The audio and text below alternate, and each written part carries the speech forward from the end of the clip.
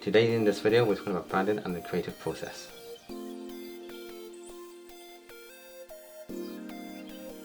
Welcome to ProfileTree TV. Today we are here in the Innovation Factory on the Springfield Road and we're very excited to have Chiho Tang in from Oranga Creative. So very welcome today, Chiho. I'm very excited to be talking to you because it's great to have a creative in the office and hear all about all the projects that you're working on. So would you like to introduce yourself and give us a little bit about your background? Well, I'm Chiho. I've been doing this for about 15 years now. Started off as an in-house designer and slowly worked up in the industry. Became a designer for civil servants. Carried on working through, got spotted in a small agency in Bangor, worked in there about 8 years, learned everything I can. About 5 years ago I had a choice between either carry on working for someone or start up my own, and at that point I was 32 and I thought, why not start my own, and I'm here now. And you've never looked back? I looked back, trust me. I think most business owners will say that. Yes. So what really fueled you to make that decision to actually start and take that leap of faith? I just thought I was young enough to take the risk. If I blow it and have to redo it, I could go into employment again being 32. But I just thought if I don't do it now, I might not ever do it. When you started that journey then, you obviously had to set up your own new brand, your own name, everything was starting from scratch. So what was that journey like and what was that process like? A complete nightmare. It's like naming your own baby. You just constantly give it a name and then go, you know what, I don't like it. Or I heard that name before, and it took us a very long time to name the company. Yeah, and I think just from your perspective and what you do in graphic design, obviously the branding and the name is probably slightly more important. Maybe I shouldn't say that. Everybody's name of their business and branding is important, but I suppose maybe you're a little bit pickier than some people. It would be. I originally named the company after my dog. Okay. Yes, that didn't work very well, mainly because his name was Pepper and the logo was the tip of a pepper, and if you turn the logo in a certain way it does not look like a tip of a pepper. Yes. Okay. and then after that I decided to rethink the name, and a few people thought it'd be funny to take a mickey of my own surname, so the name Orangutan came along. But trouble was, like orangutan, people can't spell it properly. It's a U or A, and then if you do use the tan, do you use orangutan or orangutan? I thought that just would be too much confusion, so I shortened it to just Oranga. Exactly. Exciting. So you have a wee bit of yourself in there in the brand, but keeping it general at the same time. I would say I have a big bit of me on the brand. My brand, it's big, bold, and it's also a bit of fun in it. So if you see our logo, it screams the name, but it also has a little subtle funness to it. It has a little set of bananas, which a lot of people says, why do you have bananas when the company's Oranga? Surely it should be orange. It's like, no, it's a bunch of bananas for a reason, and then the story comes out. And that's lovely. It's even a nice starting point when you're talking to a client or you're talking to someone about your business to actually have that story that goes behind it as well. Definitely, it's a talking point. Anyone who picks up my business card will say, what does this mean? Why this? Why that? And that's when I start selling myself or showing off. Yeah, exactly. And so what services does Oranga Creative offer? We do any type of design. I always said, if you're a designer, you can design with a spoon if you need to. We don't need a fancy software or fancy computers. We pretty much can design anything we can think of. A lot of things that we can't do would be programming or editing or 3D animations, but that's more of a skill set. But we still have that creative mindset of how to animate, or how the website should work and how to design. But the technical bit we're not so good at. Yeah, okay. And in terms of, so you're saying you do all design, is that branding, is that web design, is that brochures, is it all of that? It's anything you think of. I mean, the maddest brief I ever had was, can you design me a bus wrap? Okay. I've never done a bus wrap before. My spec was the size of bus and just make it stand out. And within 4 days, it was actually quite a good story, this one. Within 4 days I came up with a concept that not only that the client liked, that her boss liked, and the CEO liked as well. Brilliant. And we went live within 4 days, when most design companies says we cannot design you anything in 4 days. Wow. So as you say, it's even about being agile and actually getting that creative head on and just getting into it. That's it. It's sometimes we always says give us a challenge and we see what we can do. And most times it's we need this, can you do it in a certain amount of time? And we always perform and we always do it right. Very exciting. And of course, you've got lots of people starting up new businesses. There's a lot of entrepreneurship, especially in Northern Ireland at the minute. It's something that's been really promoted, and people are setting up and getting out there and putting their ideas on paper. How important is branding from the beginning? Well, a lot of people don't understand what branding really is. Branding is not just a logo. It's how people perceive you straight away. It's how you represent yourself. It could be your color. It could be your personality. It could also just be you, how people see you. For instance, a few years ago, Nike had an issue with mass producing their clothing in sweatshops, and you hear people say it's bad for your brand. It's breaking the brand. That's what they mean. They don't mean you're breaking the logo. You're doing something that is not moral, and people will see it as a bad thing. Therefore, you're now damaging your brand. It's nothing to do with just the logo. It's how you portray yourself, how people see you as a company, people see you as a group. So to answer your question, how important brand is, it's very important. I mean, for instance, if you use me as your designer, people will see me straight away. If you don't like me, you automatically see me as a bad brand. You do not want to spend your money on me, you don't want to use my ideas, or you don't want to use my concept. Whereas if you see me as a friendly person and able to help you, you automatically think, hang on a second, this person has a good brand. Yeah. Start using you.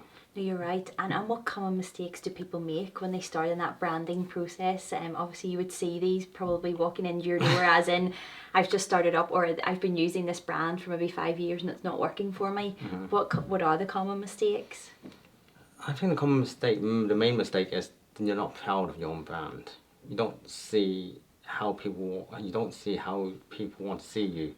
For instance, if you're a painter and decorator and you turn up to someone's house in a dead, broken up van and it's rusty and needs servicing, they go say, hang on a second, this guy's just turned up and I don't think I want him in my house. Yeah. So you're already giving yourself a bad brand. So I think the most important thing about branding is think how you want people to see you. If you want people to see you as a professional, your brand has to be a professional. If you want people to see you as a fun, loving company, you want a brand that says the same thing. You don't want a brand that doesn't represent you. Yeah, and you're right. I think what people do when they start out, it's that idea that I need to get a logo, I need to get a name, and then just go and get a logo and a name, and they maybe choose a colour that they like. Yes. And as you say, it's not taking in the overall arching of what do they want their brand to speak, to say about them. I mean, somebody said to me recently, your brand is basically what people say when you leave the room. Yes. So, that by just getting a random logo and a colour isn't really, it's not something pretty for people to look at, but it doesn't say a lot about you. A brand should be able to look at a brand and automatically see everything they do. For instance, Coca-Cola does really, really well with their brand, and you don't even have to see the name, you just have to see bright red. If you put the bright red truck, you ought to think, oh, that's a Coca-Cola truck. It doesn't have to say Coca-Cola, but you obviously see Coca-Cola. Yeah, it's amazing. They've done it very well. Yeah, that's it. And in terms of the process, what happens then when a client comes to you and they say, look, I need a rebrand, or I need a brand refresh, or I need a new brand altogether? What's the process and the steps that you go through? Research is the most important, not just from us, from the client as well. One of our most frustrating things is when we say to a client, what do you think of what does your competitor do, or where do you see yourself? And they go, I don't know, I just want a logo. That's not a brand. You just want a pretty logo. You need to come up and say, okay, here's what my competitor's doing. We want to go against them, or we want these are the people that have the same value as us. We want to show that we also have the same value. We're not copying. We just want to know what's in your mind. Yes. It's when you're designing, 90% of it, you're trying to pick the person's mind. I have clients that I work for so long, they just have to say 3 words to me and I know exactly what they need. Whereas when I get new clients, I will have meetings upon meetings upon meetings, and I may still never get the right brief out of them. Yeah. So research is the most important thing before you start branding. Yeah, and what if somebody comes to you, this is a really difficult question, what if somebody comes to you with a concept in mind and they really love it and they've thought about it, and you just think, this is just wrong, it doesn't say your brand message, it doesn't, what happens then? What do you do? It's a tricky one, isn't it? I have a bad habit of just saying what comes to my head, and 9 times out of 10 is good. That 1 time I get in big trouble. Yeah. So yes, I would normally just tell them this is not right for you. It's a good idea, but I would do what they say, and I would come up with a different concept. Yeah, which is great because, as you say, it's taking on board what they want, but actually moulding it to what they need. That's it. Because it's so important. Again, when it comes to new clients, especially ones that has an idea in their head, they don't want to hear what I have to say. They want me to do their work for them. Yes. And so the most important part there is do what they want, and then I will come up with a different concept and go, well, this is what you want. What do you think? And then this is what I think it should look like. And sometimes it works, sometimes it doesn't. Yeah, it's exactly that. You can give your advice, and you can advise people, but essentially the customer has to get what they want in the end. So, but it's always good to give that alternative advice, especially from. And have you always been creative, Chiho? I have. When I was a child, I always told my mother that I want to be an artist, and that was frowned upon, especially being Asian and everything else. She wanted me to be a doctor, solicitor. I don't care about being a doctor, and hell no, I'm going to be a solicitor. So I always said I'd be an artist, and as I grew up, I became a designer. Oh, I was either designer or chefing, I don't know. I tossed a coin with design. Did you toss the coin? So you might have been a chef? I could have been a chef. Could have all been very different. Exactly, it could be sitting here talking about cooking instead. Yeah. But then I suppose there's that creativity in cooking as well, isn't there? It's slightly different creativity, but it's definitely that creative flair is needed to be a chef as well. So it obviously was ingrained in your personality. I would say so. I mean, funny enough, I would cook as something I do to relax.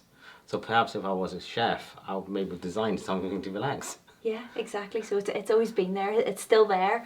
Yeah. And you work with a lot of big corporate brands as well. How difficult is that to? Because you're working then with brand guidelines, which are something slightly different, isn't it? I actually find it a lot easier because from the get-go you got told what you can't do. So then you just find a loophole and try to do something that you can do then. You know, a lot of people see a brand guideline as more of a restriction. I see it as a guideline. Use it as a guideline. Just see what they want and then work around it. Yeah. I suppose in terms of guideline, it's very good too because you know what they don't want straight away, which you don't always get with a client who is new because they maybe don't know what they don't like until they see it, and it can be a bit tricky. I'm working with the big corporates. How different an experience is that? Are they? I suppose, are the jobs a lot more stressful, a lot more time pressured, or are they very organised in terms of what they want and a bit of both. Some clients would send me a brief that's 4 pages long.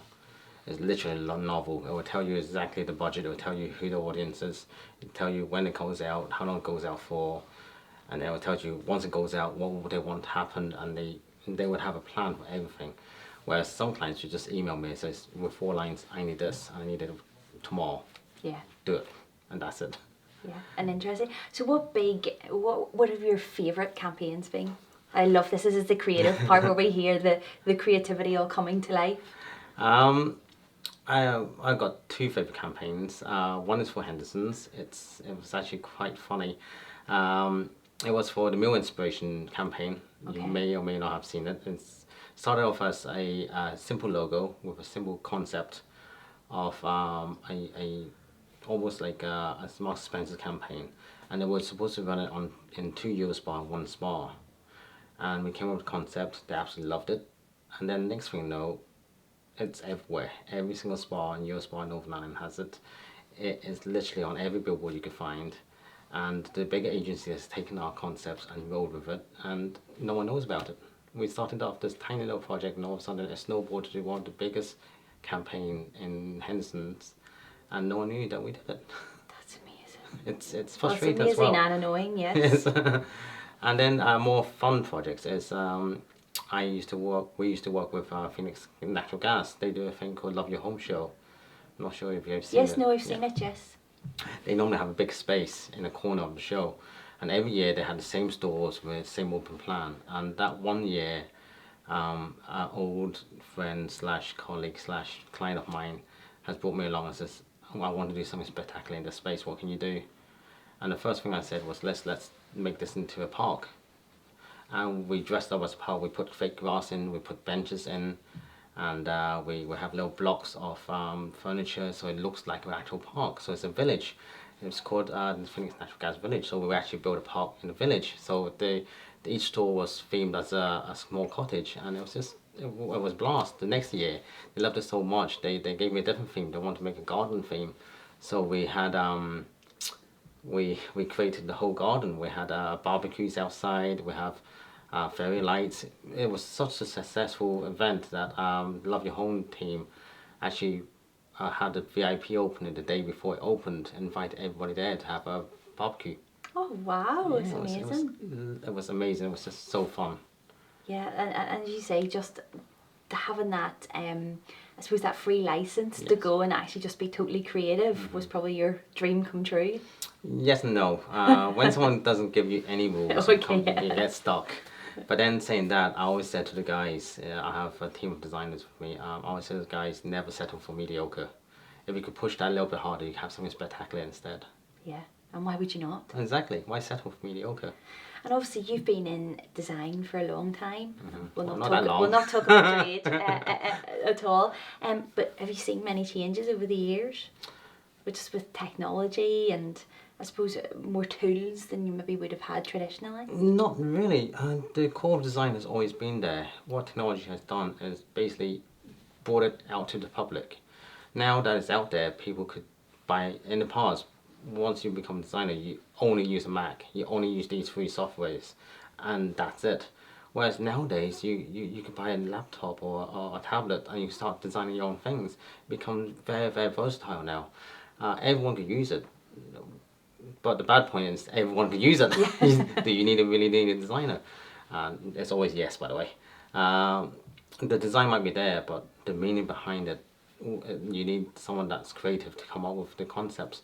But I think the actual design itself hasn't really changed. Just kind of give an idea to other people that they could be designers too. They could learn from it. They too could draw pretty pictures. Yeah, no, you're right, and that's a question I was going to ask you, because you know it is a tough market in terms of people just teaching themselves how to create logos, and you can go on to Fiverr and get your logo done. And what would your thoughts be on that? Because it's a tough one, isn't it, for you guys? It is. I mean, that's the thing. We have an inside joke among designers that everybody's a designer, mainly because you could come up with the best concept and the public could come back and says, actually, I could do something better than that. Yeah. It's almost like the manager in a football match. It's always someone is a better manager than the actual manager. So now that technology is so easy to obtain, yes, it can get frustrating, but it's trying to get the right look of it. People just use the same font or the same idea or think, you know what, I could do this myself. And it doesn't have a meaning behind it. And if you don't have a meaning behind it, it's no longer a brand. It doesn't work. Yeah, you're right. And I think too, as you say, the people that maybe want to just go and try and do it themselves, maybe haven't brought into the branding process anyway, so possibly would be difficult clients for you anyway, that they just want something that to shove up and go with it and that's it, and they haven't got maybe the whole concept of the branding process. I mean, it may be pretty, but I mean, that's the main difference between art and design. When art is art, it doesn't have a purpose. It just looks pretty. When you bring it into design, it always has a purpose. The design always has to have a purpose. It has to do something. If it's a business card, it needs to be able to give all the right information. If it's a brochure, it needs to, again, has everything in the brochure needs to be shown. So it's great having a logo or an image that's really, really pretty, but it doesn't do anything. Therefore, it's just art. It's no longer design. Yeah, no, that's really interesting way of putting it actually as well. I think it gives that very clear definition of what art is and what design is and how important that design process actually is. And in terms of, so I know you work with other designers, you have other designers on your team, and how does that work? And do you bounce ideas off each other, or do you work together on projects? We shout at each other a lot, we swear at each other. We make fun of each other's work. I have a small trophy in my studio. It's a small banana, it's about yay high. And when there's a branding project or a brochure project or any type of project that requires more than one concept, we all get to do it. Brilliant. We all get to present it. and whoever the client chooses gets the banana trophy on the desk. I love it. It kind of gives us more of a competition. It pushes us to produce more better work. We look at each other's concept, we talk about each other's concept, we're always constantly trying to better ourselves. And that would give our client the best work. Yeah. Whereas if you go to a large agency, you might have one designer, two designers working on the same concept, but there's no competition. The company's too big to run a competition. So you may have something quite stale. Whereas because we're so small and so compact, and we could throw ideas at each other, we make make fun of each other's work. It pushes us to the next level. Yeah. So it's quite funny because yesterday we came up with a logo for a wheelchair basketball team, and the new guy we just hired that started Monday won the trophy. So he's very, very proud, and unfortunately I have to give him the trophy myself.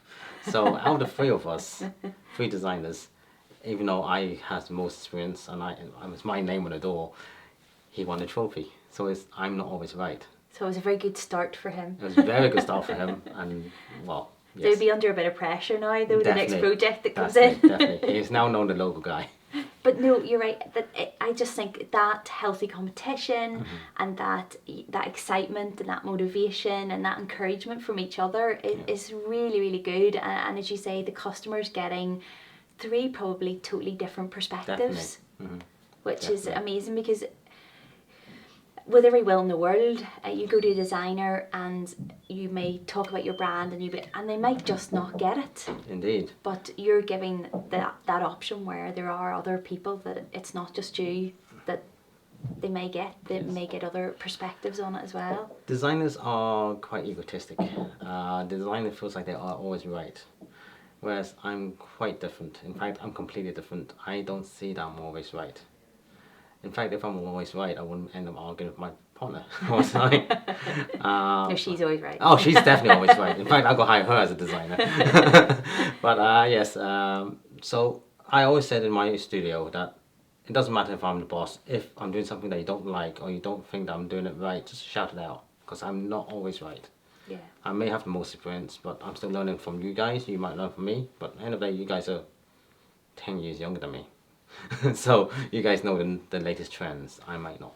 Yeah, no, and that's lovely, and I think that's so important to help that healthy culture within a business, and especially a small business, that you do have that ability to speak up and have your opinions heard and actually listen, because as you say, staff coming in might know of new technologies or tools or innovations that maybe you're not aware of, and equally you then have that maybe wealth of experience where you can pull aside and say, look, you might need this is something that I can actually show you to help you and tighten up your design and all of that as well. So it's great to have that sort of communication being open. And would you see communication as a massive tool in terms of design and the process and working with staff? Yes, I mean, we are a communication company. I mean, that's what we do. We communicate with the public with everything we do. So definitely, if you can't communicate within your own team, then you're not doing a very good job on the public. Yeah, you're right. So. And communicating their ideas.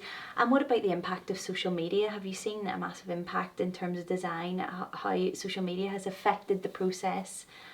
It has. It's been quite crazy, because when I first trained as a designer, everything online has to be 72 dpi, and everything has to be a certain size and certain load speed.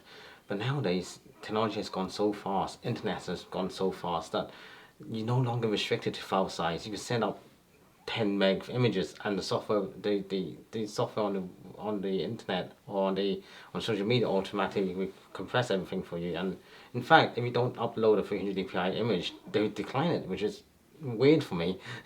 So it's almost like I'm retraining already, and I've only been doing that. Well, I say I've only been doing this for 15 years, but I've been doing it for 15 years. So it's been quite crazy how fast technology and social media has pushed our concept and designs. Also, I mean, back in the day, all I had to learn was all the paper sizes and then paper spreads, but now I have to know about web sizes, web banners, how big a Facebook page image has to be, or how big a LinkedIn image has to be, and everything has to be retrained. It's just absolutely phenomenal.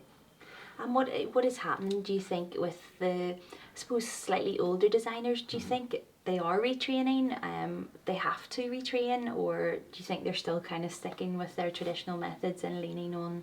Hopefully the older designers have reached a certain stage of their life where they can actually hire younger designers Yeah. to do all the work, and all I have to do is just tell them how to do it. Yeah, and, But- and bringing in that new talent so important, Yes, isn't it? definitely. Especially as you say, design has changed so much. Definitely. And obviously you're constantly learning, innovating, retraining, checking out new tools, new softwares, and it's something that you have to do to stay at the top of your game. Oh, definitely. I mean, the software we use would update itself every 3 months. I mean, if I don't keep on using the software or learn about the software, well, I won't be able to use it in 3 or 4 years' time. I'll just sit there and just direct. Yeah. Suppose that's also a good thing. Yeah, just relax, Yeah, put your that's feet it. up. And what advice would you give to anyone that maybe sees a creative career ahead of them or a design career? What advice would you give them, you know, in steps to start out or what they should do at the beginning? Take any job.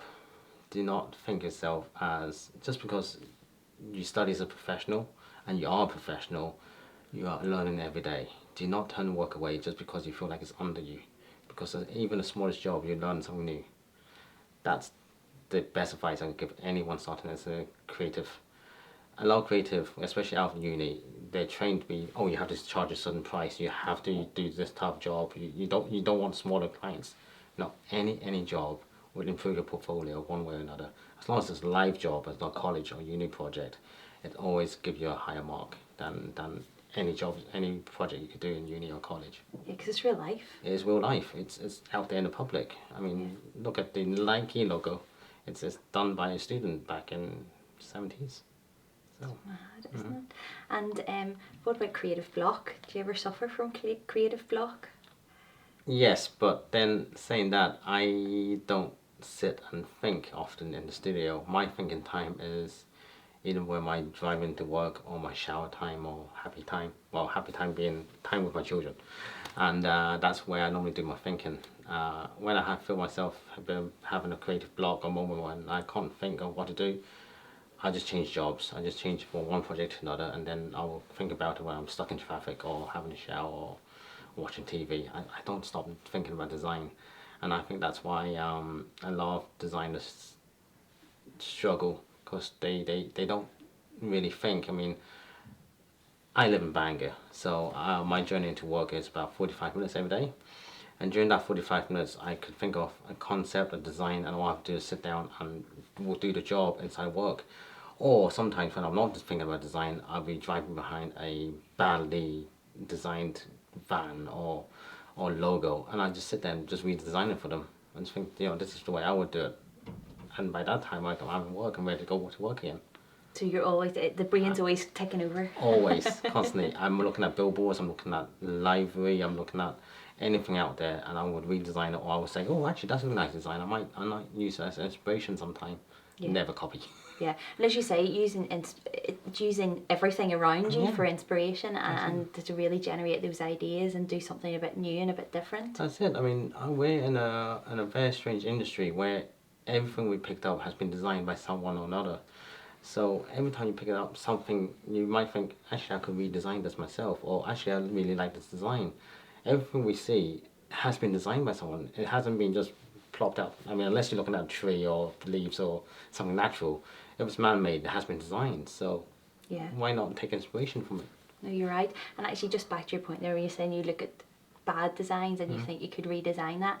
What happens when you have a client that comes in for a rebrand? How difficult is rebranding? Is it more difficult than starting from fresh, or I suppose it depends on the client? It depends on client and history of the company. Sometimes when a client comes up and says, I want to rebrand, and the brand's been sitting there for 500 years and it's a well-trusted company, and you're thinking, well, I wouldn't touch it that much. Yes. I might change the font a little bit, I might tweak it a little bit, I might redraw certain bits of the text, but don't touch it too much. It's been working for you for 500 years. Don't Yeah. play around with it. It's different if someone comes in and says, look, I have a brand and it's never lifted off and it's never worked for me. Then that's a rebrand. Yes. If it's been working, you don't need to rebrand it. Yeah, and it's lovely to hear that advice too, that sometimes people think, oh, because as you say, it's maybe a 200-old company and they're like, oh, we need to move with the times, we need to rebrand, we need to change everything. But as you say, actually, that reputation and everything to do with that brand has been there for 200 years, and yes, maybe they need to refresh it and maybe brighten it up a bit, but it doesn't need to totally change. As I said from my first answer, branding is not just the logo, it's everything you do. So if you want to refresh your brand, why not just refresh the staff, retrain the staff, maybe a new uniform, maybe a bit of a splash of colour, or something to lighten up. But if the logo's been there for, say, 200 years, and it's a trusted logo and a trusted brand, don't mess with it, just tweak it, just change the colour, just retrain your staff, have a better attitude, and that's rebranding. Yeah, no, amazing, and just the creativity, I can just feel it coming out. It's really, really amazing. Obviously, it's just something that you love and you're passionate about, and Definitely. your brand, even your own brand. I mean, people are talking now about developing yourself and your own personal brand. I mean, how important do you see that? This is one of the buzzwords at the minute, isn't it? Personal brand. Yes, it's again, it's the first. It's how you portray yourself. It's what people see firstly. So if you're, I can't get the words out now.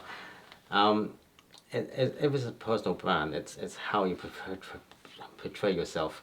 It's how people see you straight away. It's your first handshake. Is your handshake a strong handshake? It's a weak handshake? And then after that, what do you say? What do you do? What would you say that makes people go, actually, I want to carry on talking to this guy and not just walk away?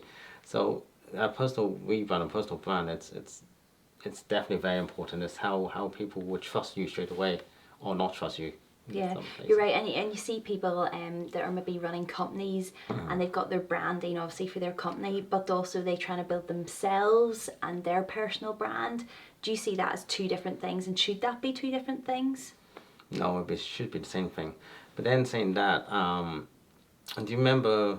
You may not remember. Back in the 80s, people I'm not that old now. No, I don't think you were. I'm only joking.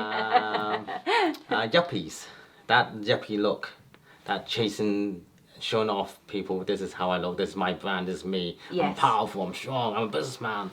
And I think it could be too much. It could go to a negative effect. Yes. Sometimes when you see someone that's pushing too hard for their own brand, it doesn't build trust. It doesn't build faith. It doesn't build like, I want to work with this person, therefore I don't want to work with this company, therefore I don't want to trust this person. So it's very important how you portray your brand, your own personal brand. That, you know, that first handshake, that first impression you make has to be a comfortable, confident, a helpful one. Yeah. And as you say, it's all about trust, and that's what branding really is. That's it. You buy the trusted brand that you like, you buy the brand that has a good reputation that other people are trusting in. And That's it. I mean, what's the difference between a supermarket cereal and Kellogg's? Not a lot really, but you trust Kellogg's because it's been there for so long, you trust that brand. Yeah. Whereas the supermarket one, you just go, even though it tastes the same, looks the same colour and everything else, you go, not sure about that one. Or go for the more well-known brand. Yeah, and as you say, even the likes of Coca-Cola, as you say, you see the red before you even know it's Coca-Cola, you're already associating with that brand, and that's obviously a very well thought out process that went into that brand. But as you say, it's been around for so long that everybody is conditioned to focus on it and know it and trust it and see it as a reputable brand. Yeah, definitely. So everyone has a lot of work to do to think about what their brand actually stands for and what they want people to perceive their brand to be about. So really, really interesting. So Chiho, if someone wanted to come in to talk to you about branding, talk through the process and get you to do some work, what's the best way to contact you? Home and pigeon. Email or phone call. Perfect. We will have our emails everywhere, or even just have a look at our website. We're having a new website soon. Yeah, I'd love you to check it out and check out our work and see what you think, and then contact us through there. Yeah, no, that's brilliant. Thank you so much for coming in. It's been really, really interesting, and actually a really nice insight into the branding process, rather than, as you say, it's just I need to get a new logo, I need to choose a name. Actually having that deeper insight, I think, will help businesses think a little bit differently about what the creative process actually is and how their brand needs to speak Definitely. about them. Try not to do it yourself. Yeah, oh yeah, try not to do it. No, I have no creative ability in terms of drawing, graphic design. The computer would be probably thrown out the window by the time I would design a logo, so don't worry, I won't be doing it myself. So yeah, if they need some advice, they can definitely come to you, and you can help them with that, and save all those laptops being flung out the windows. No, lovely to have you in today. Thank you for having very, us. very much for your time. That's all from us today at ProfileTree, the content marketing agency on the Springfield Road. I really hope you enjoyed our chat today, and we will see you again soon.